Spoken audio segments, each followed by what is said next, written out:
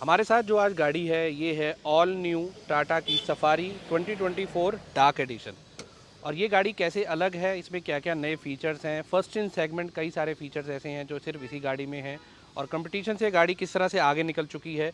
जब एक टाइम था जब हम कहते थे कि टाटा की जो कार्स हैं वो फॉलो करती हैं दूसरे ब्रांड्स को, जहाँ पर जो फीचर आता है तो टाटा की ये कोशिश रहती है कि वो फीचर अपनी गाड़ी में देने की। हालांकि हर बार टाटा की कार्स जो है वो कम्पिटिटिव रही हैं मार्केट में, लेकिन अब हम ये बात कह सकते हैं कि टाटा की कार्स जो हैं, चाहे वो सफारी हो, हैरियर हो या नेक्सॉन हो या कोई भी और गाड़ी हो, वो फर्स्ट इन सेगमेंट फीचर्स के साथ आने लगी हैं। ये जो है ये सफारी डार्क एडिशन है, जो कि हमने पहले भी सफारी में देखा था जब इसका प्री फेसलिफ्ट जो वर्जन आता था।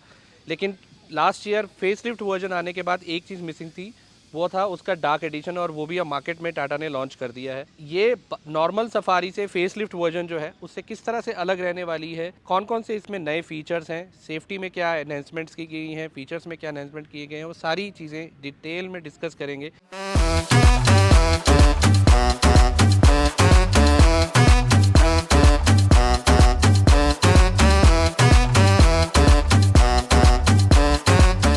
सबसे पहले बात कर लेते हैं इसकी स्पेसिफिकेशंस की। स्पेसिफिकेशंस में इस गाड़ी के इंजन में कोई डिफरेंस नहीं है, जो इंजन आता था वही इंजन कंटिन्यू किया गया है। 2 लीटर का टर्बोचार्ज डीजल इंजन इसमें आपको मिलता है, जिसकी पावर है 170 पीएस और 350 न्यूटन मीटर का टॉर्क जनरेट करता है। क्रायोटेक इंजन जिसको जब बोलते हैं 170 पीएस के साथ ही आता है। सबसे पहले बात कर लेते हैं इसके फ्रंट प्रोफाइल की। अब फ्रंट प्रोफाइल अगर आप इसका देखें तो आपको दिखेगा कि सब कुछ जो है वो डार्क में कर दिया गया है, ब्लैक में कर दिया गया है, चाहे वो फ्रंट की ग्रिल हो, चाहे वो नीचे आपको स्किड प्लेट्स वगैरह हो। टाटा का लोगो भी आपको यहाँ पे डिफरेंट मिलेगा थोड़ा सा। हालांकि क्रोम को बिल्कुल पूरी तरह से गायब कर दिया गया है, कहीं भी आपको कोई क्रोम नहीं मिलेगा सिवाय एक या दो जगह के, जैसे कि यहाँ पर अगर हेडलैम्प्स के नीचे देखें तो सफारी लिखा हुआ मिलेगा, जो एक सिंगल जो है क्रोम एलिमेंट आपको यहाँ देखने को मिलेगा। उसके अलावा कहीं भी आपको पूरी गाड़ी में, इनफैक्ट इंटीरियर एक्सटीरियर बात करें, कहीं भी आपको क्रोम का एलिमेंट देखने को नहीं मिलेगा। उसके अलावा यहाँ पर देखें तो आपको कनेक्टेड डीआरएल्स मिलते हैं यहाँ पे, और इसमें वेलकम और गुड बाय फीचर भी आता है।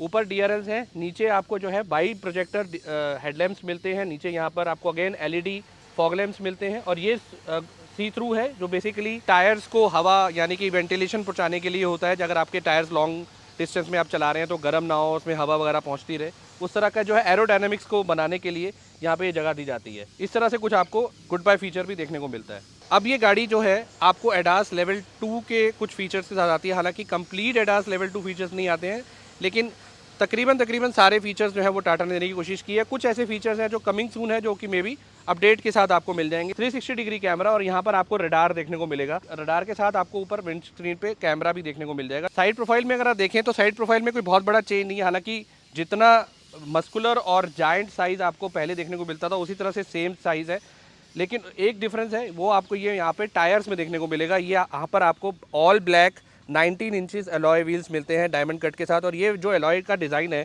ये नॉर्मल जो आपकी सफारी आती है, पोस्ट फेसलिफ्ट की बात कर रहा हूँ, पोस्ट फेसलिफ्ट के बाद भी जो एलॉयज़ का डिज़ाइन आता है उससे ज़्यादा बेटर डिज़ाइन आपको इसमें देखने को मिलेगा। ये ऑल ब्लैक मेरे हिसाब से मुझे ज़्यादा अच्छा लग रहा है। बाकी प्रोफाइल की बात करें तो प्रोफाइल आपको 245 55 R19 के टायर्स मिलते हैं, और इतने बड़े टायर्स, इतने जाइंट साइज़ आप कैमरे में इसको जस्टिफाई नहीं कर पाएंगे, लेकिन अगर आप रियल में देखेंगे तो आपको समझ में आएगा। 19 इंची के बड़े जायंट साइज टायर्स आपको देखने को मिलते हैं, और ये काम बहुत बढ़िया करते हैं। सस्पेंशन के साथ मिलके आपको एक ज़बरदस्त राइड क्वालिटी और कंफर्ट देते हैं जब आप इसको ड्राइव करते हैं। यहाँ पर आपको डार्क की बैजिंग मिल जाएगी, जो कि नॉर्मल आपको हर जो टाटा की डार्क एडिशन कार्स रहती हैं उसकी बैजिंग यहाँ पर आपको देखने को मिलती है। एक एक्स्ट्रा एलिमेंट आपको यहाँ मिलेगा कि नीचे आपको यहाँ पे डोर में सफारी देखने को मिल जाएगा। ये एक नई चीज़ है जो कि पहले नहीं आती थी, यानी कि और गाड़ियों में नहीं आती थी। हैरियर में भी रहता है ये चीज़, लेकिन सफारी और हैरियर अब यहाँ पर जो पोस्ट फेसलिफ्ट वर्जन आए हैं उसमें इस तरह पे आपको क्रोम में देखने को मिलेगा। ये सिक्वेंशियल आपको टर्न इंडिकेटर्स यहाँ देखने को मिलते हैं, उसके नीचे 360 डिग्री कैमरा की प्लेसमेंट की गई है। उसके अलावा रिक्वेस्ट सेंसर आपको यहाँ डोर्स में देखने को मिलते हैं। रिक्वेस्ट सेंसर आपको ड्राइवर और पैसेंजर साइड दोनों साइड देखने को मिलेंगे, और इवन की जो डोर हैंडल्स हैं वो भी पूरी तरह से ब्लैक हैं, वहाँ पर भी कहीं बाहर या अंदर क्रोम की यूज़ नहीं किया गया है। अब अगर आप थोड़ा सा पीछे की तरफ आएँ तो आप देखेंगे कि इसका जो एक ये वाला डिज़ाइन है, जहाँ ये पीछे की तरफ जाते हुए थोड़ा और बल्की हो जाता है, थोड़ा और बड़ा हो जाता है, वो डिज़ाइन इसकी जो लुक है उसको और एनहेंस करता है। जैसे जैसे आप पीछे की तरफ आते हैं उसका कर्व नीचे होने की बजाय, यानी कि कूपे होने की बजाय और पीछे की तरफ एनहेंस होता जाता है, जिसकी वजह से इसकी जो लुक है और बड़ा फील होता है। इसका जो व्हील बेस है, वो व्हील बेस मैं यहाँ नीचे मेंशन कर दूंगा एग्जैक्टली फिगर क्या है और इसका ग्राउंड क्लियरेंस कितना है। वो सारी चीज़ें आपको यहाँ पे अच्छा खासा बड़ा ग्राउंड क्लियरेंस मिलेगा, क्योंकि 19 इंची के टायर आते हैं, तो आप ग्राउंड क्लियरेंस देख सकते हैं कि कितना ज़बरदस्त है। यानी कि आप इसको पहाड़ों में या कहीं भी ऑफ रोडिंग के लिए या किसी भी जगह पे लेके जाएंगे तो आपको कहीं पे कोई दिक्कत नहीं आएगी। परफेक्टली जो है ये गाड़ी कहीं भी निकल चली जाएगी। सिर्फ एक चीज़ की कमी है, जो हम एक्सपेक्ट कर रहे थे कि फेस लिफ्ट में आएगा वो नहीं आया। इनफैक्ट डार्क एडिशन में भी वो नहीं आया, वो है ऑल व्हील ड्राइव। आपको AWD का ऑप्शन अभी भी सफारी या हैरियर में देखने को नहीं मिलेगा। साइड से अगर आप देखेंगे तो ये बिल्कुल एकदम flat, up to top to bottom जो है फ्लैट एकदम डिज़ाइन है। आपको यहाँ पर देखिएगा जैसे ऊपर से लेकर नीचे तक बिल्कुल फ्लैट कर दिया गया। क्या कहते हैं, एरोडायनामिक्स के लिए अच्छा है। बैक प्रोफाइल को फ्लैट डिजाइन बनाने के पीछे इसका यही रीजन है कि इसकी जो लुक है उसको और एनहांस करना, उसकी लुक को जो है और बॉक्सी शेप देने की जरूरत की गई, कोशिश की गई है। अगर इस एंगल से आप देखें तो आपको समझ में आएगा कि इसका जो ये साइज है वो कितना बड़ा है स्पॉइलर का। अगर आप सामने से देखें तो इतना पता नहीं चलेगा, साइड से ज़्यादा पता चलता है। काफ़ी बड़ा इसका स्पॉइलर जो है आपको दिया गया है। अगेन यहाँ पर आपको वाइपर मिल जाता है, डिफॉगर मिल जाता है, शार्क फिन एंटीना मिल जाता है, स्टॉप लैम्प मिल जाता है। यहाँ पे 360 डिग्री कैमरा की प्लेसमेंट है, टाटा का लोगो उसी तरह से यहाँ पे जो है वो थोड़ा सा स्मोकी शेप देने की कोशिश की है, स्मोकी लुक देने की यहाँ पर कोशिश की गई है। नॉर्मल टाटा के लोगो जो क्रोम एलिमेंट के साथ होता है उस तरीके का लोगो नहीं है। अभी इसकी कनेक्टेड DRLs मैं आपको दिखाता हूँ। ये जो इसकी लाइट आप दिख रहे हैं कनेक्टेड DRLs के साथ अब ये गाड़ी आती है। और अगेन आप देख सकते हैं कि ब्लैक और रेड का जो कॉम्बिनेशन है वह वैसे ही बहुत ज़बरदस्त लगता है और इस गाड़ी के लुक के साथ तो ये बहुत ही शानदार लग रहा है। नीचे आपको अगेन क्रोम की फिनिश के साथ यहाँ सफारी देखने को मिलेगा। बहुत ही गिने चुने जो एलिमेंट्स हैं क्रोम के यूज़ किए गए हैं।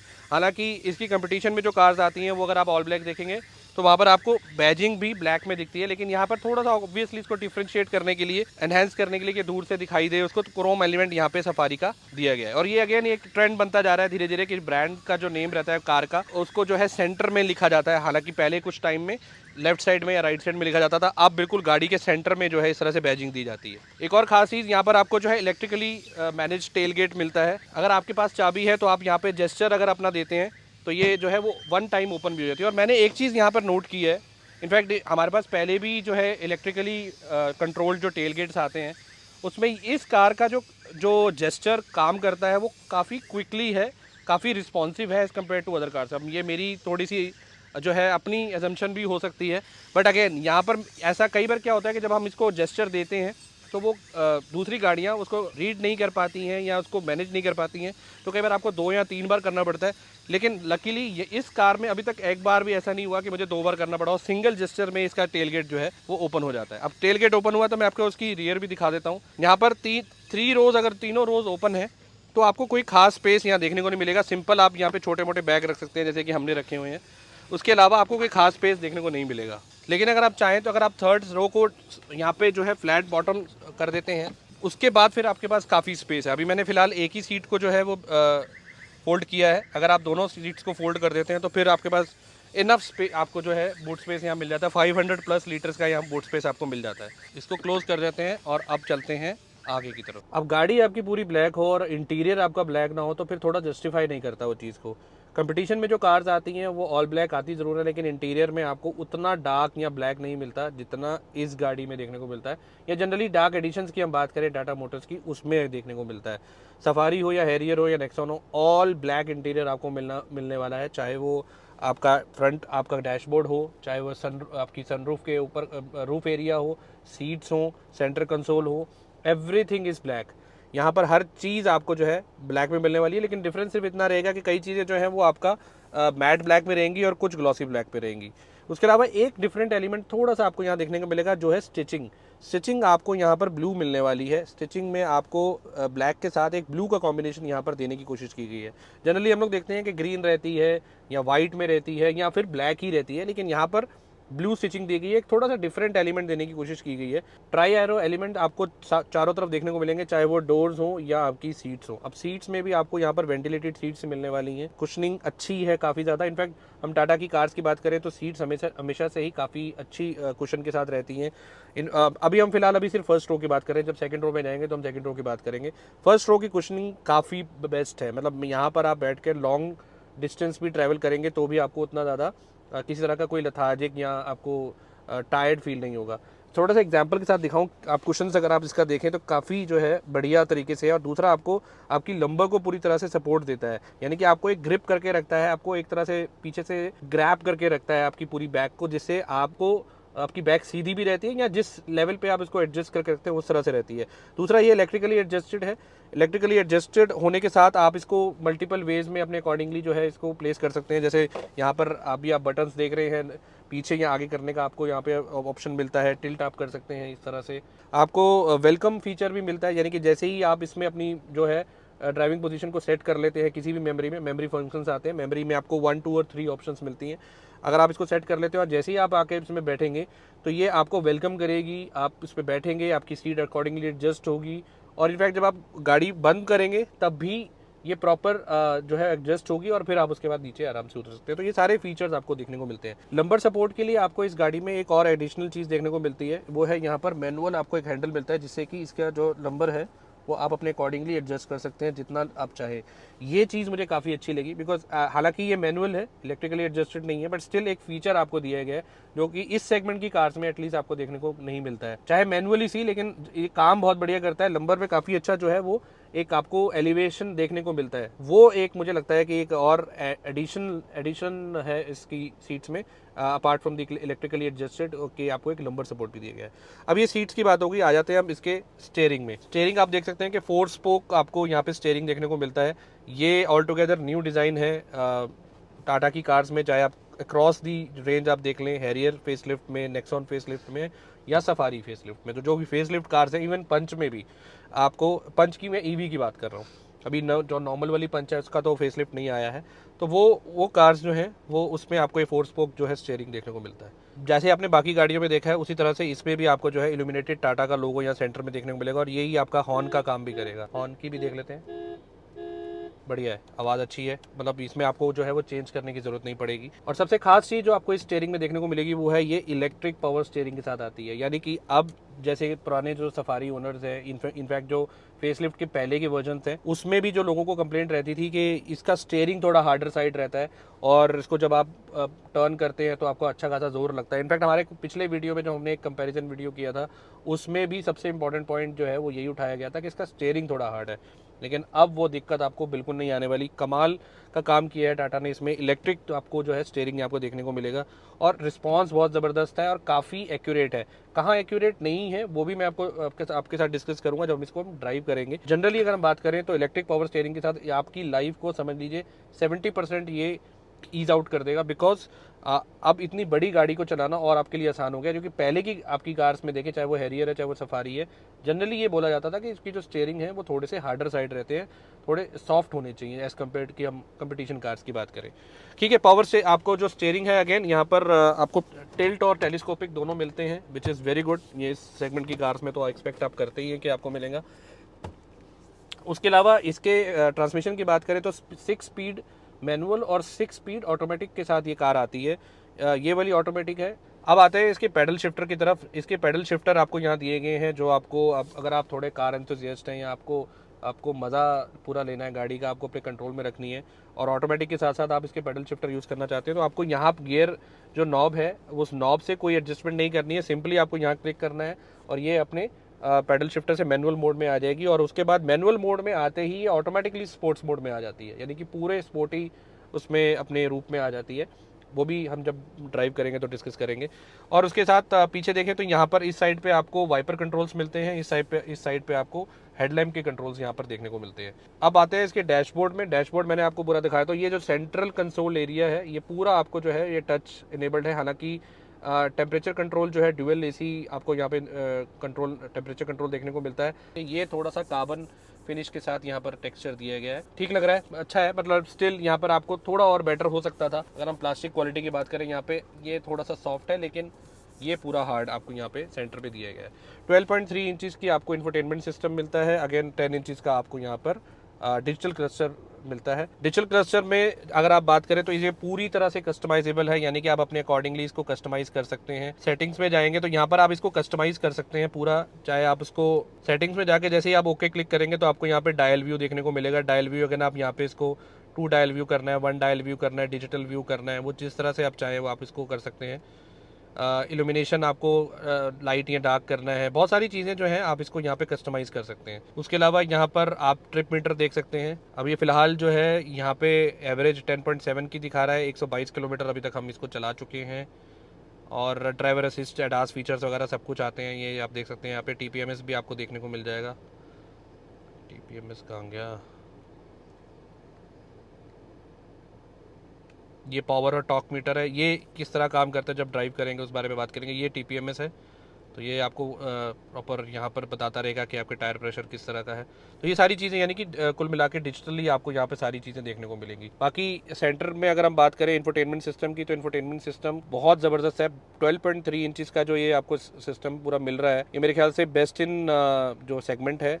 इतना बड़ा इंफोटेनमेंट सिस्टम आपको जो है और कार्स में नहीं मिलता। आई एम श्योर यहाँ पे मेरी बात सुनने के बाद बहुत से लोग बोलेंगे कि यार हेक्टर में इससे बड़ा आता है, बट डेफिनेटली हेक्टर में इससे बड़ा ज़रूर आता है। लेकिन हम विड्थ की बात करें तो उतना विड्थ साइज़ में इससे बड़ा नहीं है। वो जो है वो आपको वर्टिकली आपको जो है वो काफ़ी बड़ा इसमें देखने को मिलता है। अगर इसका रिस्पांस मैं दिखाना चाहता हूँ कितना स्मूथ है, बहुत ही लाइट अपने फिंगर का जब जेस्चर देते हैं तो वहाँ से ये जो है मूव कर देता है। पहले से काफ़ी बेटर है। हमने पहले भी देखा है जो इसमें पहले स्क्रीन्स आ रही थी, स्टार्टिंग में जब ये स्क्रीन्स आई थी तो उसमें किस तरह से वो वेव करता था और अब किस तरह से काम कर रहा है। इनफैक्ट आपको बहुत सारी चीज़ें यहाँ पर देखने को मिलेंगी। एलेक्सा के साथ ये कंट्रोल्ड है, गूगल वॉइस कंट्रोल्ड है, आप सनरूफ कंट्रोल कर सकते हैं, आप AC कंट्रोल कर सकते हैं, आप किसी तरह का और क्लाइमेट कंट्रोल इसमें कर सकते हैं। मूड लाइटिंग आपको इसमें मिल जाती है, एम्बियंस लाइटिंग। अभी दिन के टाइम पे आई एम नॉट श्योर कि कितना ये विजिबल हो रहा है। इस तरह से आप इसके जो कलर्स हैं उनको चेंज करते हैं। स्पेसिफिकली कोई कलर देना चाहते हैं तो वो कलर भी आप यहाँ से मैनेज कर सकते हैं। मूड लाइट फ्रंट या रेयर जो है आपको दोनों तरफ देखने को मिलती है, आप चाहें तो उस लाइट को ऑफ भी कर सकते हैं। इस तरह से काफ़ी सारी चीज़ें हैं जो यहाँ पर आप देख सकते हैं। एक और बहुत अच्छी चीज़ यहाँ पर जो आपको स्पीकर सिस्टम मिलता है वो 10 स्पीकर सिस्टम फ्रॉम JBL देखने को मिलता है। उसके मोड्स की बात करें तो 13 टाइप्स के मोड आपको देखने को मिलेंगे, या 13 तरीके के मोड हैं जिस तरह से आप इसमें म्यूजिक सुनना पसंद करें। अकॉस्टिक है, बैस एंसर है। I generally prefer to hear music on a bass and answer, क्योंकि मुझे ज़्यादा जो बीट्स के साथ म्यूजिक सुनना पसंद है। अगर आप सॉफ्ट म्यूजिक सुनना पसंद करते हैं, क्लासिकल है, रूम हॉल, इस तरह से जो आप अपने अकॉर्डिंगली इसको एडजस्ट कर सकते हैं। इवन कि आपके पास आप कस्टम का भी ऑप्शन है जिसमें आप इसके जो इक्वलाइजर्स हैं उनको चेंज कर सकते हैं। एक और चीज़ जिसमें जो 10 स्पीकर सिस्टम आता है JBL का, उसमें आपको 4 स्पीकर्स, 5 ट्विटर्स और 1 सबवूफर मिलता है। यानी कि total in case in total आपको 10 स्पीकर सिस्टम मिलता है। साउंड क्वालिटी सुनना चाहते हैं तो इंस्टाग्राम पे चले जाइए, नीचे मैं हैंडल दे देता हूँ, वहाँ पर हमने इसके साउंड के साथ इसकी जो है रील्स वगैरह बनाई हैं, वहाँ पर आप इसकी साउंड आउटपुट सुन पाएंगे। एक चीज़ जो और सबसे बढ़िया है वो ये है कि इसमें आपको वायरलेस एप्पल कारप्ले और एंड्रॉयड ऑटो देखने को मिलता है। अभी आप देख सकते हैं फिलहाल मैं अपने फ़ोन से एप्पल कारप्ले से कनेक्टेड हूँ, कोई वायर से कनेक्टेड नहीं है मेरा फ़ोन, और ये बहुत स्मूथलेस और जो है ज़बरदस्त काम करता है। आप देखते हैं नेविगेशन वगैरह सब प्रॉपर काम करता है। तो ये वायरलेसली इसमें आपको देखने को मिलेगा, चाहे वो एंड्रॉयड ऑटो हो या एप्पल कारप्ले हो। अब आते हैं इसके सेंटर कंसोल में। सेंटर कंसोल में काफ़ी सारी चीज़ें जो यहाँ पे मेंशन करना ज़रूरी है। सबसे पहले आपको मैंने बताया कि ड्यूल जोन आपको क्लाइमेट कंट्रोल यहाँ देखने को मिलता है, सारे टच बटन्स आपको मिलते हैं। नीचे आ जाते हैं, नीचे आपको यहाँ पर वायरलेस चार्जिंग का ऑप्शन मिलता है। ये वायरलेस चार्जिंग पैड आपको मिलेगा और इसकी स्पीड भी ठीक ठाक है। मतलब आप ये नहीं कह सकते कि बहुत ज़्यादा फास्ट चार्जिंग करता है, या फिर आप ये भी नहीं कह सकते कि ये सिर्फ नाम का है, काम नहीं करता है, ऐसा नहीं है। ठीक ठाक बढ़िया चार्जिंग करता है। उसके अलावा आपको यहाँ पर टाइप A USB मिलता है और टाइप C का एक पोर्ट मिलता है। टाइप C जो पोर्ट है वो 45 वॉट के साथ आता है, यानी कि आप इससे अपना लैपटॉप वगैरह भी चार्ज कर सकते हैं। उसके अलावा सेंटर में आपको जो है एक नॉब मिलता है जिसको ज्वेल नॉब बोलते हैं। टाटा की तरफ से देखा जाए तो ज्वेल नॉब बोलते हैं। ये बेसिकली आपके टेरेन मोड्स के लिए है। जैसे फॉर एग्जांपल अभी करंटली हम नॉर्मल मोड पे चला रहे हैं, इसको आप शिफ्ट करेंगे तो ये रफ मोड में आ गया, यानी कि एक तरह से आप ऑफ रोडिंग वगैरह कर रहे हैं। तो 3 आपको यहाँ पर टेरेन मोड्स देखने को मिलते हैं, रफ, नॉर्मल और वेट।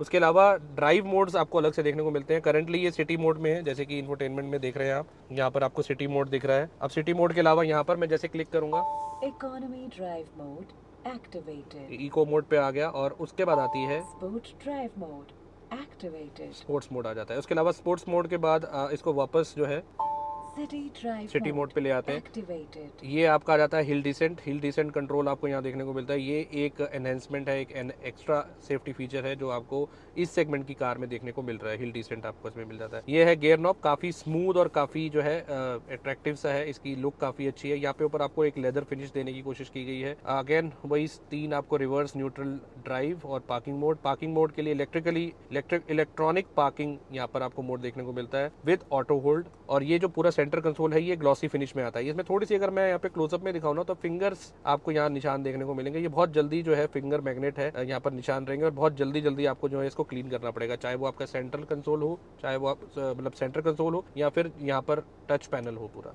उसके अलावा 2 कप होल्डर्स आपको यहाँ देखने को मिलते हैं। कप होल्डर्स अच्छे खासे बड़े साइज़ के हैं और इनफैक्ट बड़े ग्लासेस भी आराम से यहाँ पे प्लेस हो जाएंगे, गिरने का डर नहीं रहेगा। उसके थोड़ा सा पीछे आए तो यहाँ पर आपको आर्मरेस्ट मिलता है। आर्मरेस्ट भी अगेन ब्लू स्टिचिंग के साथ है, प्लेसमेंट काफ़ी अच्छी है, लेकिन एक छोटी सी दिक्कत है कि स्लाइडिंग नहीं है। स्लाइडिंग होता तो मेरे ख्याल से ज़्यादा बेटर होता। कई बार क्या होता है कि जब आप चला रहे हैं तो आपको हाथ आपका पीछे रह जाता है, थोड़ा सा आगे होता तो आपका ना जो जो रीच है हाथ की वो नॉब तक या एटलीस्ट मोड तक तो आनी चाहिए। तो कई बार अगर आप यहाँ पे हाथ रखते हैं तो मोड तक आपका जो है वो नहीं पहुँच पाता है। उसके अलावा इसको जो ओपन करके दिखाएं तो आपको यहाँ पर अंदर 12 वोल्ट का, इसमें आपको 12 वोल्ट का पोर्ट मिलता है। उसके अलावा आपको दो अगेन यूएसबी मिलते हैं, एक टाइप ए है, एक टाइप सी है।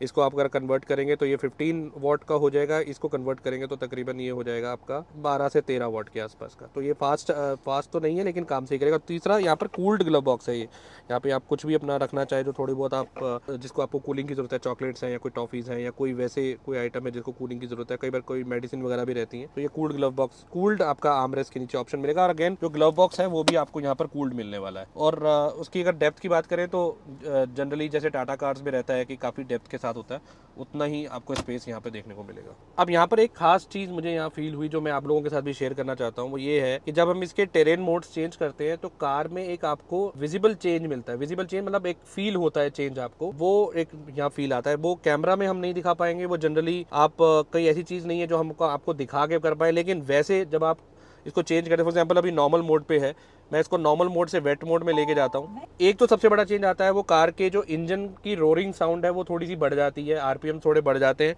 और प्लेटफॉर्म लेवल पे एक थोड़ा सा आपको एक हल्का सा जर्क फील होता है कि कुछ कार ने अपने आप को किसी चीज़ के लिए प्रिपेयर किया है। उसके अलावा वेट के अलावा जब इसको मैं रफ मोड पे लेके जाता हूँ तो एक बहुत बड़ा चेंज आता है। जनरली नॉर्मल से वेट में उतना चेंज नहीं समझ आता है, सिर्फ इंजन रोरिंग साउंड बढ़ती है, लेकिन वेट से रफ में आते आते इसका जो एक प्लेटफॉर्म है पूरा एक हल्का सा शेक करता है, और एक एक आपको लगता है कि कार हल्की सी उठी है थोड़ी सी ऊपर। आई एम नॉट श्योर कि ये कितना करेक्ट है, बट एक ऐसा चेंज है जो फील आप इजीली कर सकते हैं। यानी कि मेरा जो कुल मिला के इस पर्टिकुलर चीज़ को दिखाने का रीज़न ये है कि ये कोई फेक या बोगस आपके कोई ऐसी चीज़ टेरेन मोड्स नहीं है कि आप कहें कि सिर्फ कहने के लिए बना दिए गए हैं, काम पता नहीं क्या करेंगे, लेकिन एक्चुअल में ये काम करेंगे, क्योंकि जिस तरह से प्लेटफॉर्म में और इंजन में जो चेंज आ रहा है जब आप इसको चेंज कर रहे हैं, डेफिनेटली ये काम उस तरह से करेंगे। अब हम उस मोड्स में जा नहीं सकते, यानी कि हम ऑफ रोडिंग इसको अभी नहीं करने वाले हैं या किसी वेट एरिया में हम नहीं जाने वाले हैं जहाँ पर इसको हम प्रैक्टिकली टेस्ट कर पाए, but I am definitely sure कि अगर आप चाहें तो जो जो जिन लोगों ने इसके टेरेन मोड्स के ऊपर वीडियो बनाया वो आप डेफिनेटली जाके देखें, because I am definitely sure कि वो ये चीज़ जो है वो उस तरह से काम भी करती होगी। अब ये सारे रिव्यू के बाद अब करते हैं इसका ड्राइव मोड, और ड्राइव मोड करने के बाद मैं आपको इसकी सेकंड रो और थर्ड रो के बारे में भी बताऊंगा। बहुत सारी चीज़ें अभी बताने के लिए। और इसके अलावा अगर अभी तक आप इसने वीडियो ये देख लिया है और चैनल को सब्सक्राइब नहीं किया तो यार चैनल को सब्सक्राइब कर लो। एक एक चीज़, एक एक पॉइंट के ऊपर हम लोग डिस्कस करते हैं, चाहे वो कार रिव्यूज़ हो, चाहे वो ओनरशिप रिव्यूज़ हो। अगर आपको हमारा चैनल अच्छा लग रहा है तो प्लीज़ इसको सब्सक्राइब ज़रूर करें। अब इसके ड्राइव मोड पे, ड्राइव रिव्यू पे चलते हैं।